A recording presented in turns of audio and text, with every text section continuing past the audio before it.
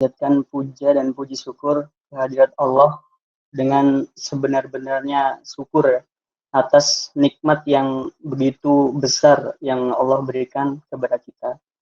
Nikmat waktu luang sehingga sore hari ini kita masih bisa berkumpul dengan teman-teman Paskom maupun teman-teman yang di luar Paskom gitu ya. Alhamdulillah.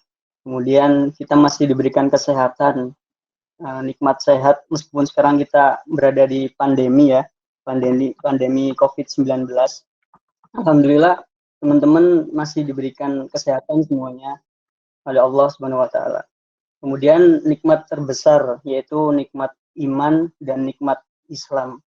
Sebab dengan kedua nikmat itulah kita sekarang masih berdiri dalam keimanan yang sama.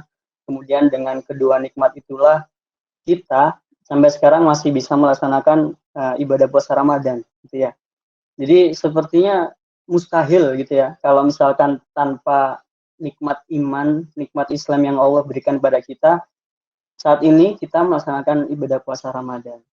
Jadi semoga kita senantiasa diteguhkan oleh Allah dalam pendirian keimanan kita, diteguhkan oleh Allah dalam keislaman kita. Kedua kalinya, sholawat serta salam kita sampaikan kepada Baginda Nabi besar Muhammad Sallallahu Alaihi Wasallam, manusia sempurna yang pernah berjalan di atas muka bumi ini, yang dialah yang patut kita contoh dari semua tindakan perilakunya, bahkan diamnya beliau yang telah berjuang dengan sedemikian hebat ya, sehingga sampai saat ini kita bisa merasakan bagaimana indahnya Islam.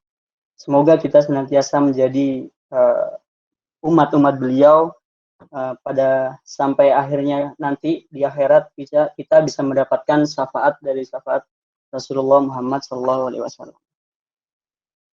Baik, sebelumnya saya mengucapkan terima kasih banyak ya sudah diberikan waktu untuk sedikit berbagi.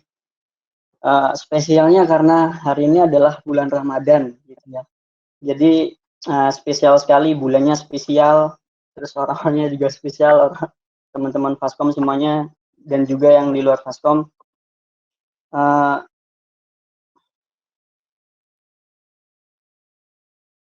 Oke. Sore hari ini insya Allah saya akan menyampaikan sedikit sharing ya, materi judulnya itu Untukmu Segalanya. Jadi kemarin waktu diminta untuk ngisi, kata Mbak Ifada ya, kemarin tentang kerohanian, Dek, karena bertepatan Ramadan gitu. Terus saya kepikiran ayat yang senantiasa seringkali kita baca. Ayat yang seringkali kita baca. Ayatnya itu yang inna sholati wa nusuki wa mahyaya wa mamati. Jadi sesungguhnya sholatku, inna sholati wa nusuki, ibadahku, kemudian mati dan hidupku adalah semuanya untuk Allah, adalah semuanya milik Allah. Maka ayat itu yang kemudian menjadi dasar dari judul sharing sore hari ini. Jadi untukmu segalanya. Memang sebenar-benarnya seorang muslim gitu ya, harusnya memang memberikan semuanya, segala apapun yang dia miliki di dunia ini untuk diberikan kepada Allah Subhanahu wa taala. Karena jelas Allah yang menciptakan kita, maka kemudian kita harus senantiasa mengikuti apa yang Allah perintahkan, berserah diri pada Allah gitu ya. Kemudian judul yang kedua di bawahnya adalah The Way to Believe gitu. Bahasa Indonesia jadi jalan menuju kepercayaan atau jalan menuju iman. Kalau bahasa Arabnya itu biasa kita sebut thoriqul iman.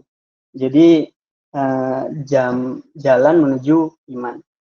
Secara garis besar, saya nanti pengen menyampaikan bahwa iman itu, iman yang produktif, iman yang baik itu adalah dapat mempengaruhi seseorang. Jadi bisa merubah seseorang. Bahkan 180 derajat orang itu berubah karena keimanan dia. Jadi secara garis besar nanti saya akan menyampaikan itu contoh singkat ya. Dulu para sahabat Rasul ketika Islam belum datang di kota Mekah, ketika para sahabat itu belum mengenal Islam, bangsa Arab itu dikenal sebagai bangsa yang bangsa yang liar gitu ya. bangsa yang keras, bangsa yang nggak punya namanya akhlak. Jadi pokoknya hal-hal yang jelek dulu bangsa Arab itu terkenal ya gitu. Jadi senang sekali melakukan hal-hal yang jelek sebelum datangnya Islam. Tapi kemudian kita lihat gimana ketika Rasul datang, ketika Rasul menyebarkan Islam, para sahabat kemudian memegang Islam, mempraktekkan Islam, mempraktekkan apa yang kemudian Rasul bawa, maka 180 derajat sahabat yang sebelumnya seperti itu ya, yang saya katakan tadi, itu berubah bisa menjadi orang-orang yang hebat. Jadi dengan waktu yang sangat singkat setelah mengenal Islam, maka sahabat itu berubah menjadi orang-orang yang hebat dengan kata-kata yang sopan, dengan akhlak yang baik, peduli dengan sesama, gitu ya. Bahkan sampai sekarang pun dikenal. Jadi ada perbedaan antara orang yang memiliki iman dengan orang yang tidak, gitu ya. Jadi kira-kira itu nanti yang akan saya bahas ke depan, gimana iman yang baik itu harusnya bisa mempengaruhi seseorang. Oke, kita lanjut ke slide berikutnya. Ini sayang banget saya nggak bisa ngeliat teman-teman karena buka slide ya. Saya pengen tahu juga. Oke, yang pertama adalah iman produktif. Sebelum kita bahas tentang iman produktif, kita bahas dulu iman yang enggak produktif.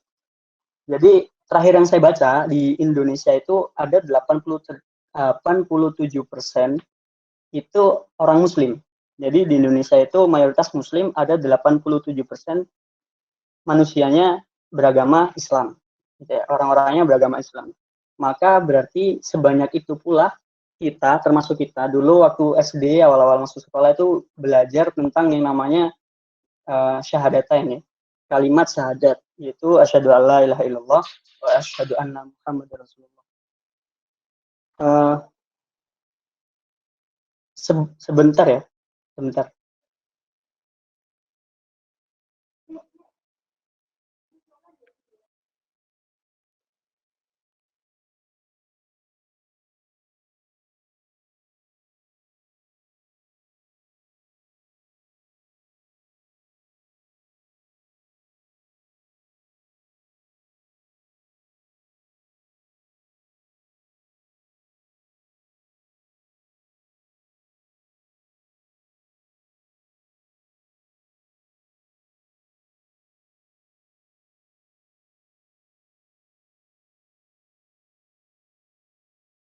Halo, halo. Dengar ya suara saya? Dengar.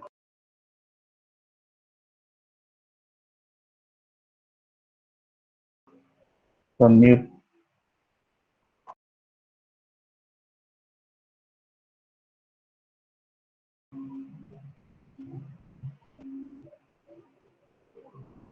Yan ke-mute, Yan. Yan ke-mute. Mute. Oh iya, maaf ya, sedikit gangguan teknis.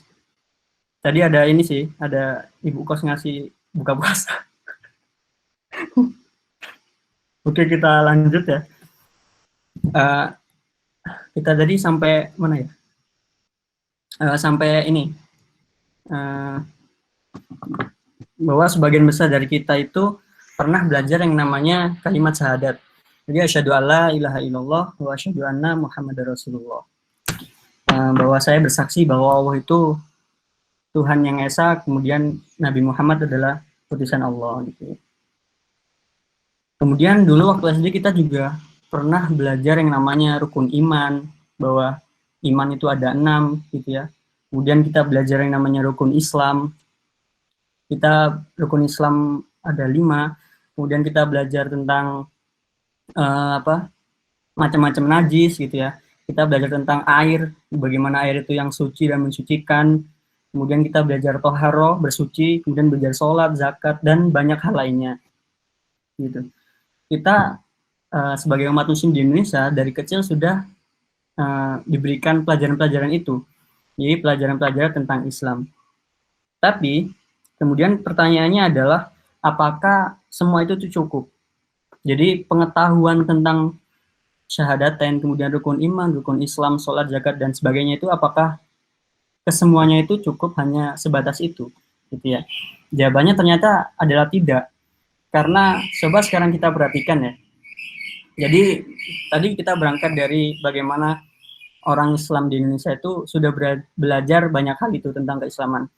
Tapi sekarang coba kita perhatikan seberapa banyak kemudian orang yang tahu bagaimana cara sholat, tapi mereka nggak melaksanakan sholat, gitu ya.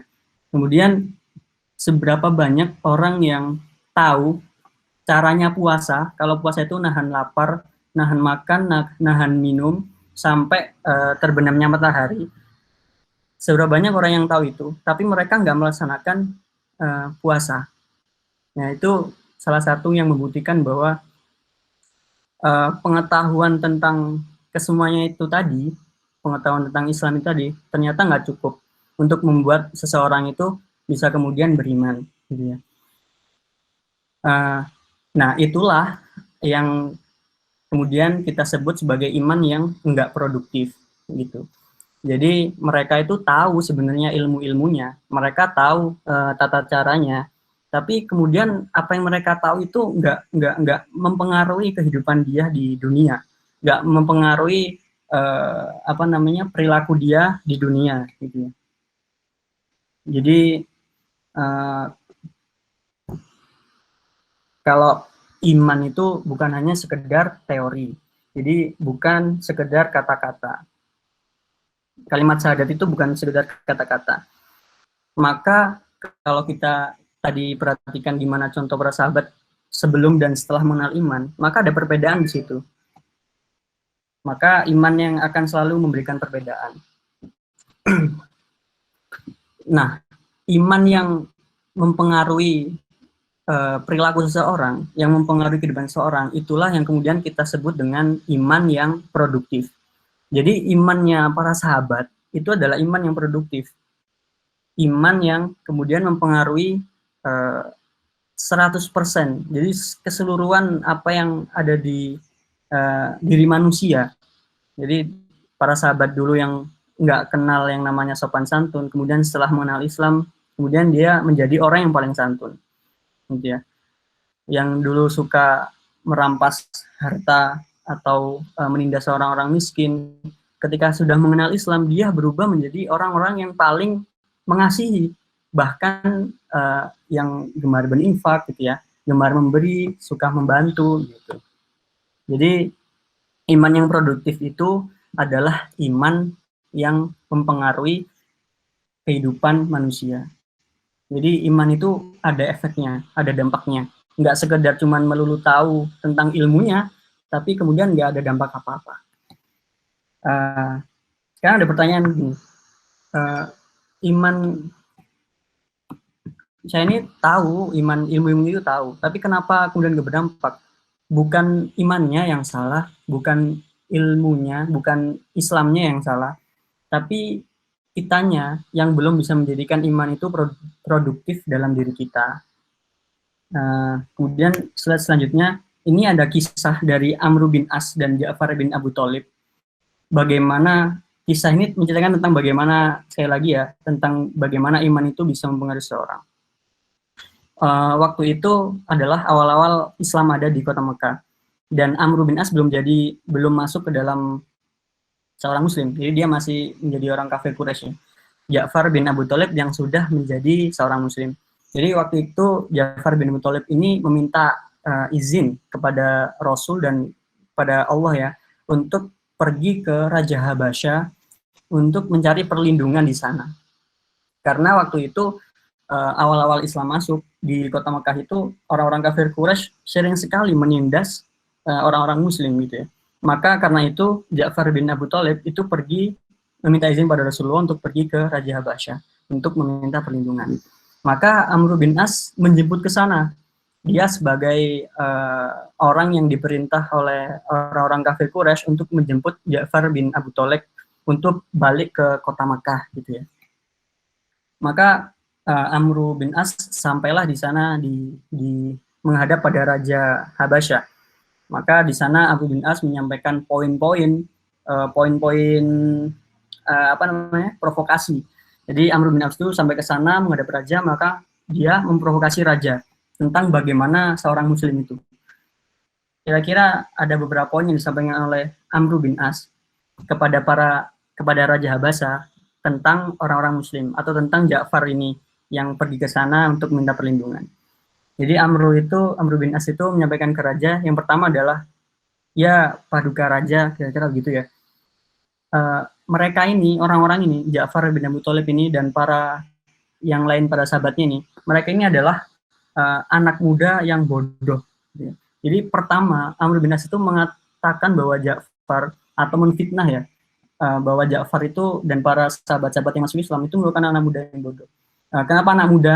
Emang waktu Islam baru pertama kali ada di kota Mekah, memang sahabat-sahabat dulu tuh usianya masih muda-muda. Dan kita tahu juga kalau anak-anak muda itu memang yang paling yang paling sensitif terhadap kebenaran gitu ya. Jadi poin pertama itu, Amr bin As mengatakan pada Raja Habasah bahwa Ja'far ini adalah anak muda yang bodoh. Kemudian yang poin kedua adalah dia ini nggak mau mengikuti apa kata nenek moyang mereka. Ja'far dan para sahabat mereka yang masuk Islam ini nggak mau mengikuti aturan-aturan nenek moyang mereka. Mereka nggak mau meneruskan apa yang nenek moyang mereka dulu telah buat gitu ya. Jadi mereka justru membuat ajaran-ajaran sendiri. Itu poin kedua. Bahkan mereka ini nggak mau mengikuti agama engkau ya paduka, kira-kira begitu. Raja Habasya itu Nasrani waktu itu. Justru dia membuat agama mereka sendiri, yang bahkan di sini tidak ada satupun yang tahu tentang agama mereka, gitu. Itu poin kedua yang mereka sampaikan. Poin yang ketiga adalah, maka di sini saya Amr bin As sebagai utusan dari bapak-bapak mereka yang lebih tahu daripada mereka tentang kesemuanya, ingin menjemput mereka untuk kembali ke kota Mekah agar mereka nggak membuat kekacauan di sini. Jadi itu poin yang ketiga. Jadi dia pengen jemput Ja'far untuk balik ke Mekah agar Ja'far dan bersahabat ini fitnahnya biar nggak buat kekacauan di sini. Gitu. 3 poin itu yang disampaikan oleh Amr bin As kepada Raja Habasah. Kemudian semuanya terdiam ya, sampai kemudian Ja'far menjawab pertanyaan Amr bin As. Dan jawaban ini yang sungguh luar biasa ya, yang kemudian seringkali diulang-ulang dalam cerita. Memang jawaban yang luar biasa, yang masterpiece gitu ya. Jawaban ini yang kemudian menjawab pertanyaan dari Amr bin As, jawaban yang kemudian mendiamkan semua yang ada di sana, kemudian memuaskan Raja Habasah. Kira-kira yang disampaikan Ja'far bin Abi Thalib, poin pertama adalah Ja'far tuh bilang gini ke Raja, ya paduka Raja, engkau ini merupakan raja yang bijaksana, engkau adalah terkenal raja yang adil, gitu ya. Jadi engkau ini nggak gampang menelan fitnah-fitnah, nggak gampang kemudian menerima tuduhan-tuduhan tanpa kemudian tahu kenyataannya, gitu ya. Maka kami memilih engkau di atas para raja-raja lain untuk meminta perlindungan engkau, karena engkau terkenal sebagai raja yang adil, yang bijaksana. Gitu. Itu poin pertama yang disampaikan oleh Ja'far. Kemudian poin kedua, Ja'far menyampaikan, ya paduka raja, kami ini dulu adalah kaum yang menyembah berhala. Kami bikin sendiri berhala-berhala itu dari batu, kemudian kami sembah. Gitu ya. Kami ini suka sekali membuat keonaran. Bukan hanya itu, kami juga menindas orang-orang yang miskin, merampas harta-harta mereka, harta-harta orang yang miskin gitu ya. Suka sekali mabuk-mabukan, pokoknya suka sekali membuat keonaran, makan bangkai, kemudian pokoknya apapun kejelekan saat itu yang paling jelek, kaum itu mereka lakukan. Jadi Ja'far itu begitu. Jadi dia cerita bahwa dulu tuh dia tuh kaum yang paling terbelakang. Kemudian sampai pada satu saat datang seseorang dari nasab yang kami kenal. Nasab yang terbaik dan gak ada nasab yang lebih baik dari nasab dia. Dia itu orangnya yang ranggi, yang baik gitu ya, yang lembut. Kemudian menyuruh kami untuk beribadah kepada Tuhan, beribadah kepada Allah, menyuruh kami untuk meninggalkan kata-kata jelek, menyuruh kami untuk selalu berbuat jujur, menyayangi yang muda, kemudian menghormati yang tua, menyebarkan kebaikan baik kepada tetangga, suka menolong gitu ya. Kemudian sampai pada saatnya para kafir Quraisy datang untuk menyiksa kami. Intinya apa dari cerita itu? Intinya adalah bahwa iman itu menghasilkan perubahan gitu ya. Jadi cerita dari Ja'far bin Abu Thalib ini merupakan cerita yang tentang iman yang produktif, yang kemudian iman itu bisa merubah perilaku seseorang. Bagaimana tadi dia cerita tentang buruknya perilaku kaum Arab terdahulu, setelah kemudian datang Nabi Muhammad, maka 180 derajat berubah sebaliknya. Jadi intinya adalah itu. Ini merupakan kisah yang ini ya, yang terkenal, yang seringkali diceritakan. Cerita Amr bin As sama Ja'far bin Abu Thalib. Kemudian pertanyaannya adalah, lanjut. Pertanyaannya adalah bagaimana menjadikan iman itu produktif? Bagaimana kemudian menjadikan iman itu agar berpengaruh pada kehidupan kita? Bagaimana menjadikan iman itu kemudian bisa merubah perilaku-perilaku kita menjadi lebih baik gitu ya. Maka di sini di surat Ibrahim ayat 24 Allah itu menerangkan, jadi iman yang baik itu seperti pohon yang baik. Ini dikatakan oleh Allah di surat Ibrahim ayat 24, alam taro kaifa daraballahu masalah.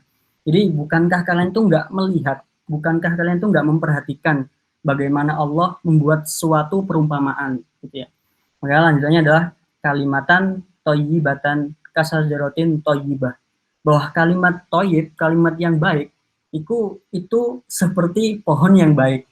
Jadi para ulama sepakat semuanya kalimat yang baik, kalimatan thayyibah itu yang dimaksud dalam Al-Qur'an ini adalah kalimat asyhadu alla ilaha illallah wa asyhadu anna muhammadar rasulullah. Yaitu adalah kalimat syahadat. Jadi alam taro kaifa daraballahu masalah kalimatan thayyibatan kasajaratin thayyibah.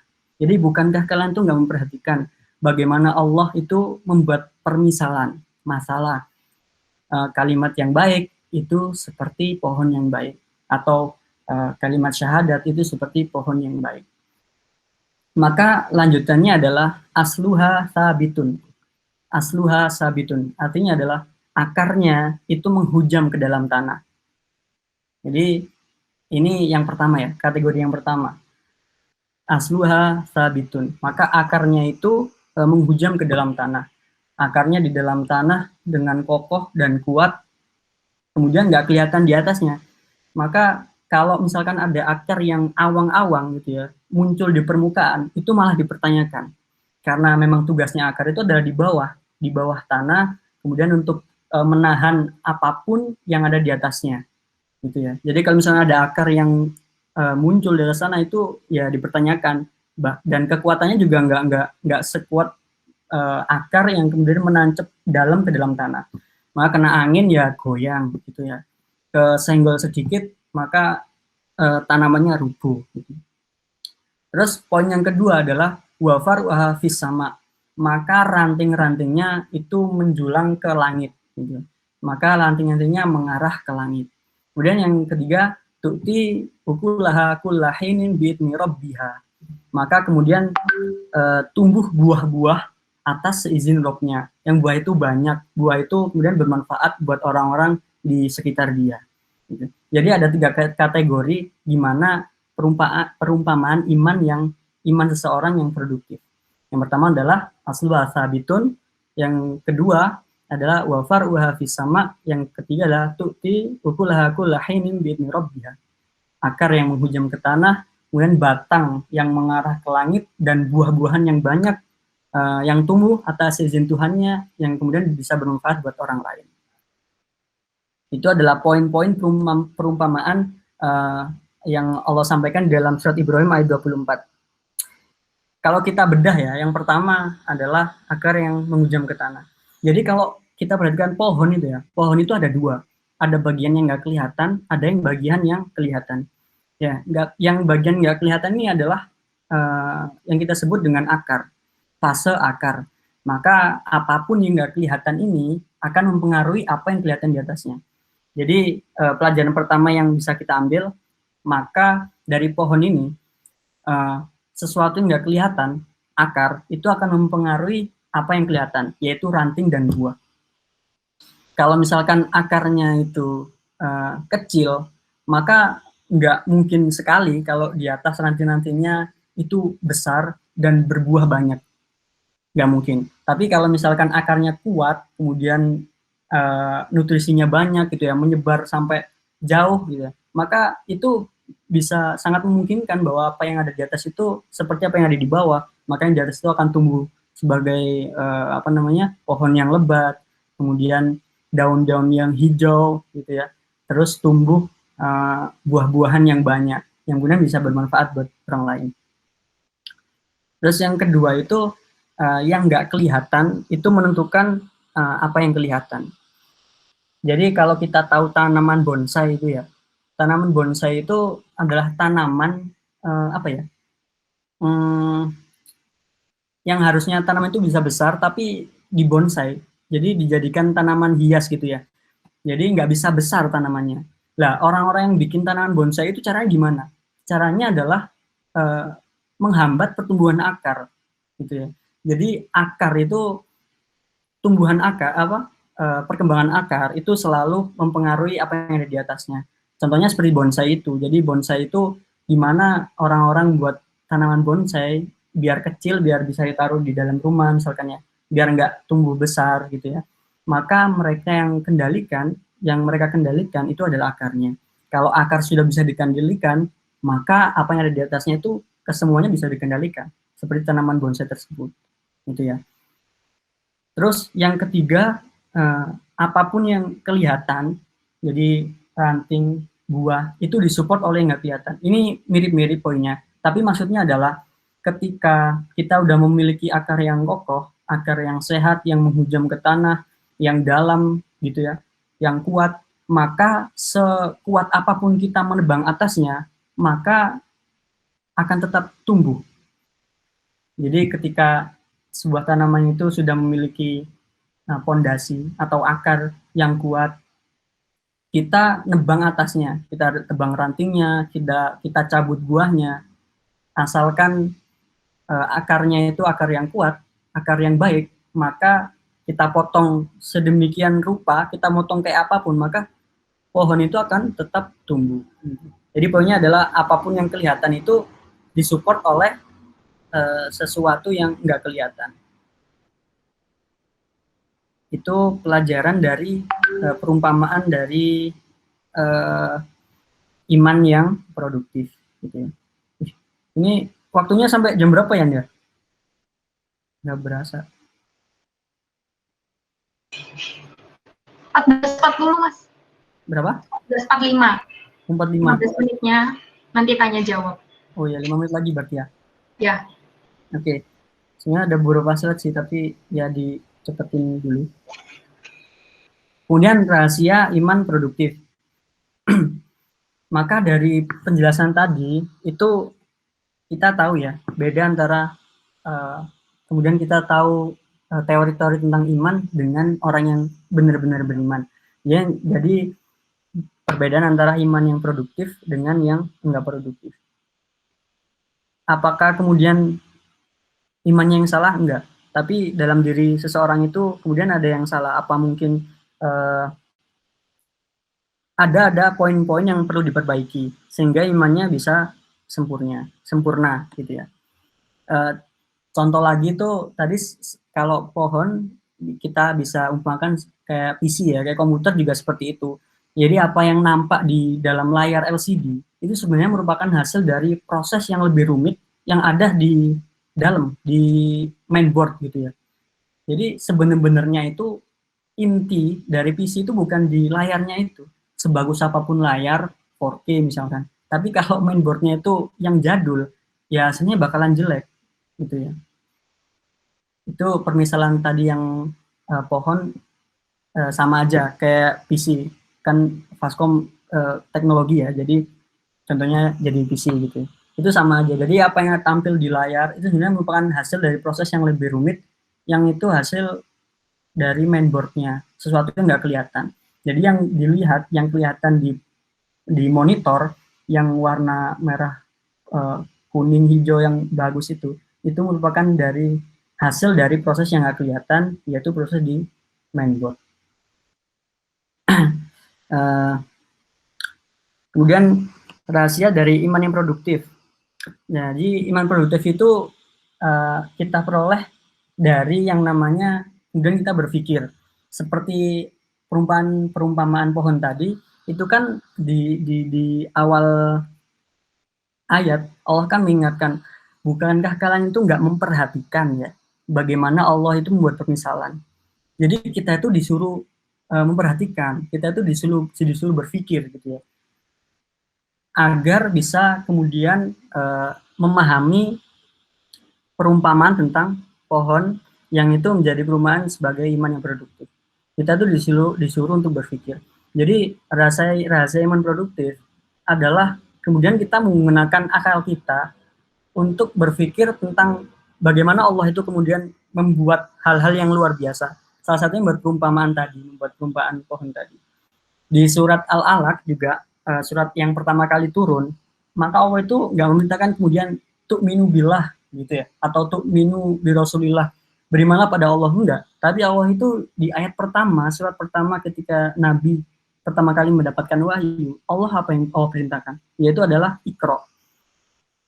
Jadi berpikirlah, Iqra itu baca, tapi kalau dalam bahasa Indonesia sih kurang tepat ya baca ya. Karena dalam zaman dulu belum ada Al-Qur'an ya. Ya yang lebih tepat itu renungilah, jadi berpikirlah gitu ya. Renungkanlah Iqra gitu, tentang keagungan Tuhanmu. Jadi bagaimana kemudian iman yang produktif itu diperoleh dari hasil proses berpikir gitu. Ini kita bahas tentang sisi manusianya ya, bukan sisi Allahnya ya. Kalau sisi manusia itu ya sisi yang kemudian bisa kita lakukan. Kalau misalkan hidayah itu sudah masuk ranahnya Allah, itu hal yang lain, bukan yang kita bahas sekarang. Yang kita bahas sekarang itu adalah di sisi manusianya. Jadi gimana usaha manusia itu bisa melakukan sesuai dengan apa yang mereka sanggupi, bukan bahas masalah yang kayak hidayah dari Allah. Itu benar, tapi itu pembahasan yang lain. Itu ranahnya Allah, bukan yang ranahnya manusia. Itu ada pembahasan sendiri gitu ya. Oke, sedikit-sedikit ya, karena udah habis kayaknya. Kemudian ini iman akhir dan iman pikir ini tadi sebenarnya. Jadi yang saya ceritakan tentang pendidikan di Indonesia, yang kemudian itu kesemuanya pengetahuan tentang Islam itu ternyata nggak cukup untuk menjadikan kita itu mempunyai iman yang produktif. Karena sebenarnya apa yang kita pelajari dulu waktu SD itu adalah pertanyaan tentang what dan how. Jadi pertanyaan tentang apa dan bagaimana. Jadi gimana caranya sholat, gimana caranya zakat, gimana caranya puasa. Dan hasil dari itu, ya kita lihat sekarang seberapa banyak orang yang tahu caranya sholat tapi nggak sholat. Karena kita melupakan satu pertanyaan yang ini sebenarnya sangat penting. Yaitu pertanyaan adalah why, kenapa. Jadi kalau kita ingat zaman dulu tuh, ya itu memang ya, kenyataannya begitu. Seringkali kita belajar tentang gimana cara sholat, gimana cara zakat, puasa, cara-caranya, tata caranya. Tapi sedikit sekali kemudian kita yang belajar atau merenungkan why, kenapa kita harus belajar itu, gitu ya. Nah, itu merupakan salah satu kemudian faktor yang mempengaruhi iman seseorang. Jadi ada yang orang yang tahu ilmu banyak hal tapi nggak melaksanakan. Salah satunya karena itu, dia tahu caranya tapi nggak tahu kenapa harus melakukannya. Gitu ya. Itu kalau misalnya dipermisalkan sama aja kayak di kerjaan kita. Kalau kita malas ya mungkin aja kalau kita malas mungkin aja kita nggak tahu alasan kenapa kita melakukan ini. Gitu.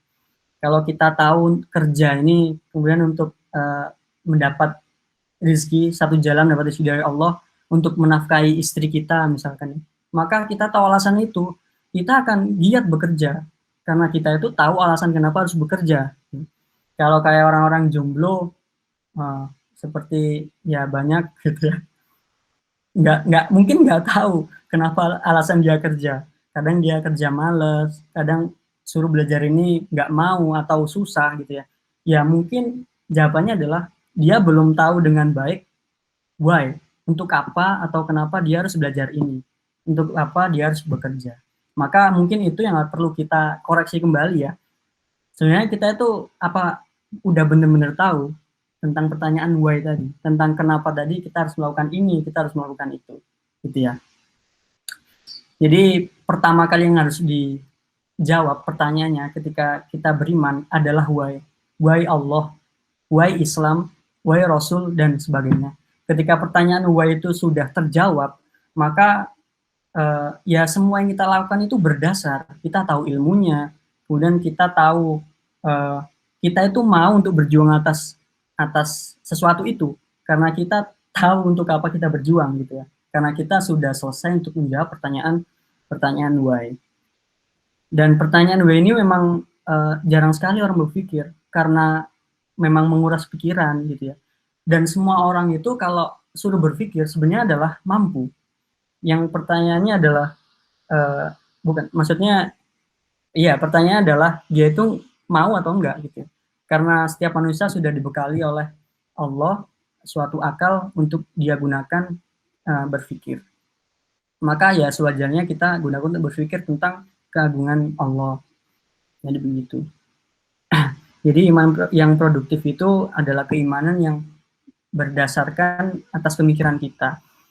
Kalau membahas tentang iman, jadi iman dan akidah ya. Iman dan akidah itu sebenarnya hal yang sama. Cuman iman itu adalah kata-kata yang dipakai oleh Al-Quran. Kalau misalkan akidah itu merupakan kata yang dipakai oleh ulama-ulama untuk menjelaskan tentang iman. Gitu ya. Jadi kalau ulama-ulama menjelaskan tentang iman, maka kata-kata yang dipakai itu akidah namanya. Kalau iman itu ada kata-kata yang ada di dalam Al-Quran. Gitu ya. Ya mungkin itu saja sih yang bisa saya sampaikan. Ya udah diingatkan sama Dian ya. Sebenarnya masih ada sih ini, tapi ya kita singkat aja langsung di akhirnya. Ini ada 3 pertanyaan mendasar. Ini sebenarnya ada kelanjutan dari proses berpikir tadi. Kalau orang itu senantiasa penasaran, dia itu mencari terus imannya gitu ya, maka akan ada 3 pertanyaan mendasar yang akan dia tanyakan. Jadi dari mana kita, untuk apa hidup di dunia, mau kemana setelah kehidupan. Dan jawaban dari 3 pertanyaan ini akan menentukan kemudian perilaku seseorang di dunia. Terus ini yang terakhir, petunjuk manusia. Petunjuk manusia ini ya ini slide terakhir ya, petunjuk manusia. Jadi kita itu sebagai manusia sebenarnya nggak sanggup untuk mencari hakikat manusia itu sendiri, karena ya kita memang karena terbatas gitu ya, kita harus membutuhkan outing source ya, jadi source dari luar, pengetahuan dari luar, yaitu yang nggak lain nggak bukan ya dari Al-Quran, dari Allah gitu ya. Al-Quran yang diturunkan oleh Allah. Kita ini kan sebagai makhluk yang diciptakan oleh Allah, kemudian Allah yang menciptakan kita, jadi ya Allah itu pasti yang tahu bagaimana kita harusnya hidup di dunia gitu ya. Kemudian Allah menurunkan petunjuk berupa Al-Quran. Jadi unzila fil Quran hudal linnas wa bainal huda wal furqan. Jadi petunjuk bagi manusia dan sebagai pembeda. Mungkin itu aja sih. Dian, mungkin itu aja yang bisa saya sampaikan. Kalau ada pertanyaan boleh setelah ini. Oke, terima kasih banyak Mas Ian. Wah, menarik banget nih materinya yang disampaikan Mas Ian tadi. Semoga materi yang disampaikan Mas Ian tadi bisa menambah keilmuan kita di bidang agama ya. Amin, amin. Selanjutnya, untuk mempersingkat waktu, yang mau tanya bisa langsung tanya. Langsung open cam aja. Kita batasi waktunya sampai jam 14.55 ya. Ayo, tanya-tanya. Ayo yang mau tanya. Halo Mbak Dian. Halo Mas Galan ya ini. Wah. Kan saya Senju Mbak Dian. Oh iya, Mas Senju boleh ditanyakan pertanyaannya apa? Langsung aja. Aku mungkin nggak tanya sih, tapi aku lebih ke kayak sharing saja sama teman-teman yang ada di sini. Oh boleh. Jadi aku teringat banget sama ngobrol-ngobrol sama guru saya kayak gitu.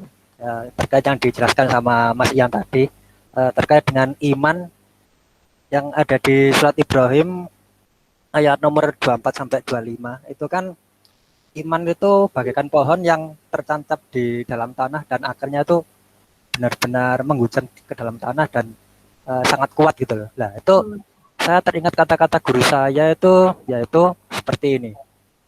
Gerak lahir luluh dengan gerak batin tercermin oleh gerak lahir. Yang dimana maksudnya adalah ketika iman tersebut itu memang sudah tertancapkan di dalam diri dari manusia tersebut, maka yang tercerminkan dari gerakan luar ataupun gerakan lahir itu sebenarnya juga tercermin dari gerakan batin yang ada di dalam diri manusia tersebut.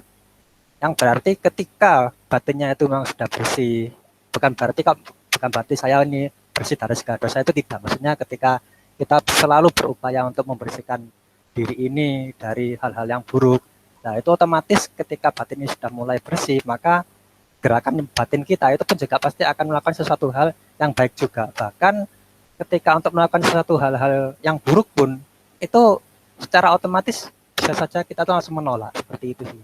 Nah, mungkin dari Mas Ian atau mungkin teman-teman yang lain juga punya pengalaman yang hampir sama seperti saya, karena pun saya pun juga keterbatasan ilmu ya, kayak gitu. Jadi mungkin itu saja sih yang mungkin sedikit sharing dari saya. Mungkin pendapatnya Mas Ian gimana? Siap. Terima kasih Mas Senju. Gimana tadi ditanyakan pendapatnya Mas Ian? Mungkin Mas Ian. Apa ya? Ya benar yang seperti saya sampaikan tadi ya, bahwa iman itu harusnya mempengaruhi seseorang. Iman yang produktif itu seharusnya bisa mempengaruhi apapun yang ada dalam diri seseorang. Jadi kalau dia tuh udah punya iman yang baik, iman yang produktif ya, maka semua gerak tubuh dia, apapun yang dia lakukan di dunia, itu ya tercermin dari apa yang diyakini. Jadi seperti pohon tadi ya, yang nggak kelihatan itu mempengaruhi apa yang kelihatan. Akar itu nggak kelihatan. Kalau akarnya itu kemudian kuat, banyak vitaminnya, banyak apa ya, pokoknya sehat gitu ya, makanya apa yang ada di atas itu bakalan baik. Daunnya hijau, cabang-cabangnya menjulang tinggi, banyak, kemudian buah-buahnya tumbuh dengan subur gitu ya, bermanfaat pada untuk orang lain. Ya seperti itu.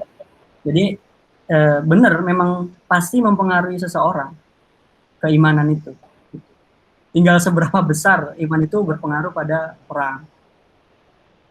Itu. Tuh. Siap-siap. Syukron lagi. Mas Allah, terima kasih. Mungkin ada yang lain lagi yang ingin menambahkan atau ingin bertanya, sharing-sharing aja.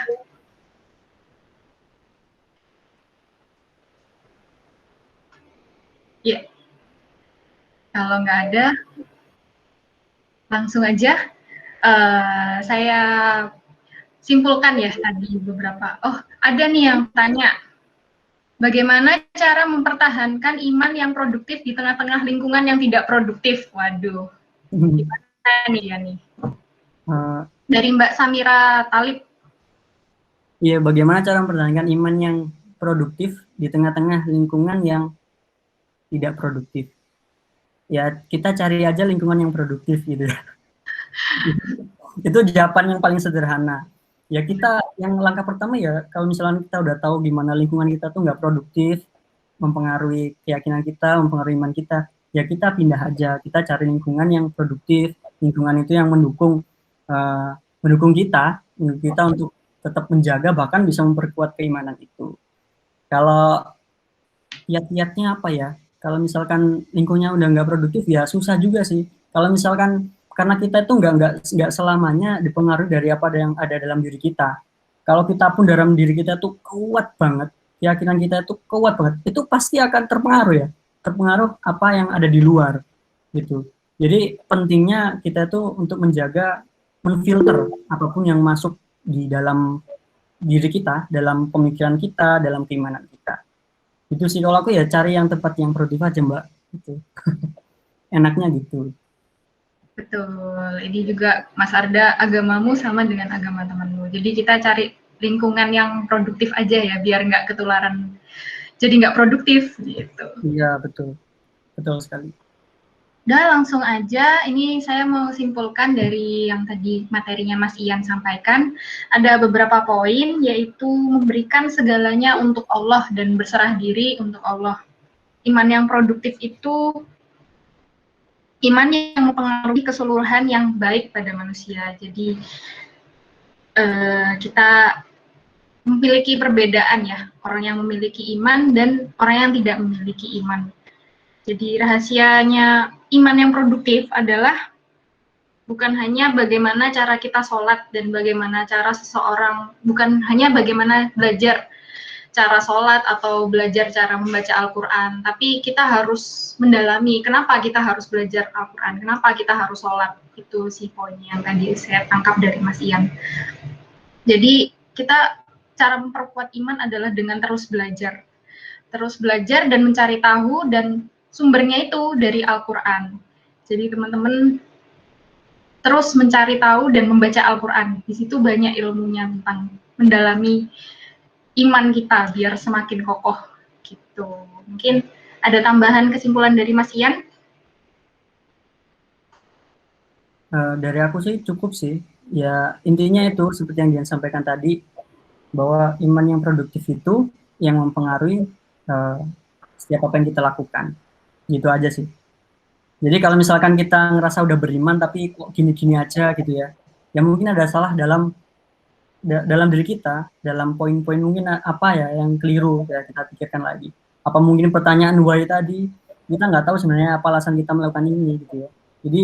Jadi kayak ngerasa kosong. Jadi ngapain kita kayak gini-gini? Nggak ada nilainya gitu ya. Karena kita nggak tahu alasan why kenapa kita melakukan ini. Itu aja sih. Terima kasih Yan. Siap. Oke, kalau gitu kita akhiri dulu.